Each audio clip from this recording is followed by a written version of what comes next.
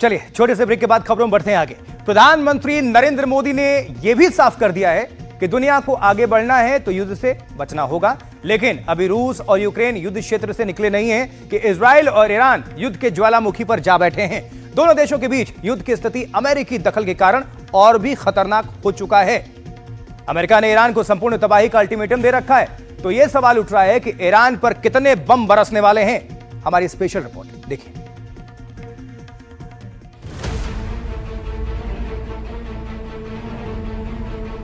G7 की बैठक छोड़कर जिस तरह अमेरिका के राष्ट्रपति डोनाल्ड ट्रंप वॉशिंग्टन डीसी लौट गए थे, उससे ही साफ था कि ईरान की मुश्किलें बहुत ज्यादा बढ़ने वाली हैं, क्योंकि अमेरिका के राष्ट्रपति डोनाल्ड ट्रंप साफ साफ कह चुके हैं कि हम ठीक से जानते हैं कि तथाकथित सर्वोच्च नेता कहां छिपा है। वो एक आसान लक्ष्य है, लेकिन वहां सुरक्षित है।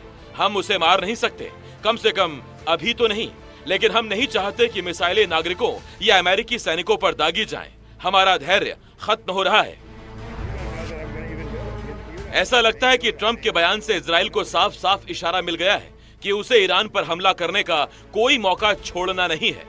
इजराइल ने अपने फाइटर जेट्स को एक बार फिर ईरान की तरफ भेजकर एक साथ कई जगहों पर स्ट्राइक किए। इजरायली डिफेंस फोर्स के मुताबिक उसने ईरान के military commanders, nuclear facilities, air defence system, जमीन से जमीन पर हमला करने वाली मिसाइलें और न्यूक्लियर साइट्स को निशाना बनाने के बाद अब पश्चिमी ईरान में बारूदी गोदाम यानी स्टोरेज साइट्स पर हमले किए। We have delivered significant blows to the Iranian regime, and as such, they have been pushed back into central Iran. They are now focusing their efforts on conducting missile fire from the area of Isfahan.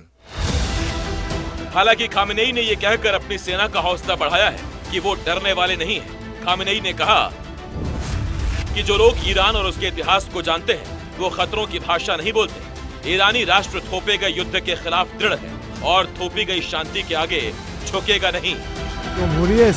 लेकिन इसी बीच Iran के अपदस्थ शासक Reza Pahlavi ने Iran के लोगों के लिए एक संदेश जारी करके विद्रोह करने के लिए कहा है।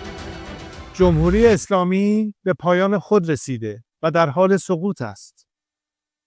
خامنه‌ای همچون موشی هراسان زیر زمین پنهان شده و کنترل اوضاع را از دست داده است.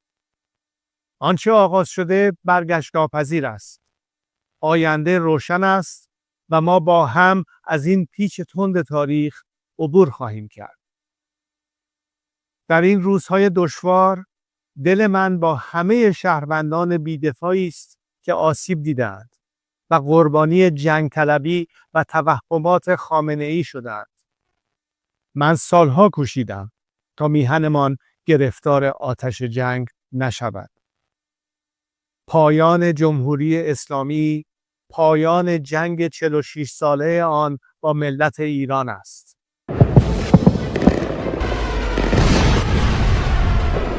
इजराइल और ईरान की सीमा कहीं से लगती नहीं, लेकिन युद्ध का क्या है, वो दूसरों के मामले को लेकर भी हो सकता है। इजराइल और ईरान का घमासान तो यही बता रहा है।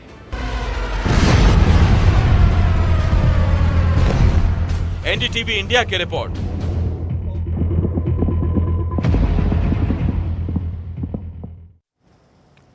तो इजराइल ने ईरान के सैन्य ठिकानों पर जो हमले किए हैं, अटैक किए हैं, उनको लेकर एनडीटीवी को मैक्सर के सैटेलाइट इमेजेस भी मिली हैं। ये तस्वीरें बताती हैं कि इजरायली हमलों ने ईरान की वायुसेना को कितना गहरा नुकसान पहुंचा दिया है। देखिए एनडीटीवी के पास जो सैटेलाइट तस्वीरें हैं, उनसे पता चलता है कि पहले क्या स्थिति थी और बाद में क्या थी। ये देखिए हमने दिखा भी दिया, पहले वाली ऊपर वाली तस्वीर है और बाद वाली ये है। गौर करिएगा, ये जो हमने घेरे में, सफेद घेरे में दिखा रहे हैं आपको तस्वीर, पहले एकदम बिल्कुल संतुलित तरीके से अपनी जगह हर एक बिल्डिंग, हर एक चीजें हैं, लेकिन नीचे देखिए ये तबाह।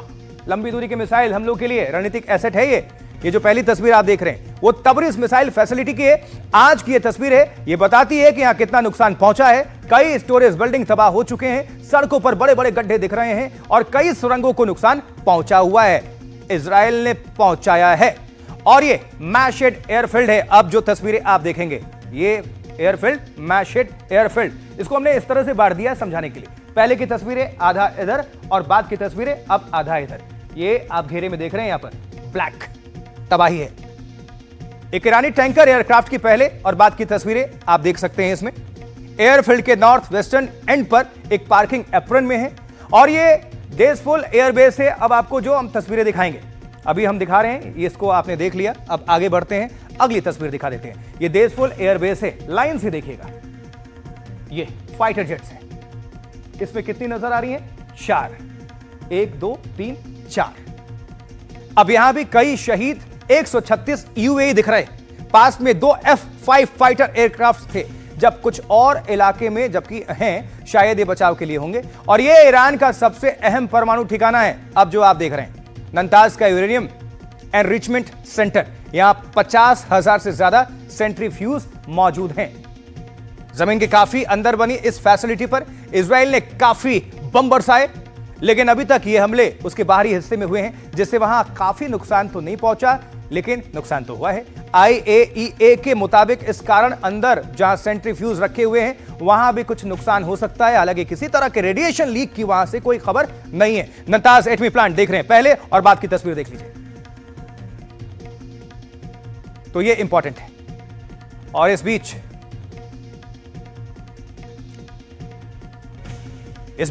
ईरान में फंसे भारतीयों को निकालने का काम लगातार जारी है, वो चल रहा है। ईरान में करीब 10,000 भारतीय हैं, जिनमें सबसे ज्यादा 6,000 भारतीय छात्र हैं जो वहां पढ़ने के लिए गए हुए हैं। और इस बीच 110 छात्रों को ईरान से आर्मेनिया की सीमा में पहुंचा दिया गया है। उसी की तस्वीर आप देख पा रहे हैं। कई छात्रों को हमले का निशाना राजधानी तेहरान से कौम शहर ले जाया गया। हमले के बाद कुछ छात्र आर्मेनिया से दोहा भी पहुंच चुके हैं। ये पहले तस्वीर आप देख लीजिए, किस तरह से ये फ्लाइट है। ये विमान इंडिगो की विमान, और इसमें जाते हुए ये भारतीय छात्र। अब उनका रिएक्शन क्या है? जो तमाम वहां पर छात्र हैं, डरे सहमे किस तरह से निकल रहे हैं, उनकी प्रतिक्रिया सुनवाएंगे आपको। सुनिए। Assalamu alaikum. Brief highlights from the students of Urmia University of Medical Sciences, Urmia. We are currently at the Yerevan International Airport, Armenia. We are being evacuated back to India. We are thankful to the AMEA and Government of India for evacuating us as soon as possible.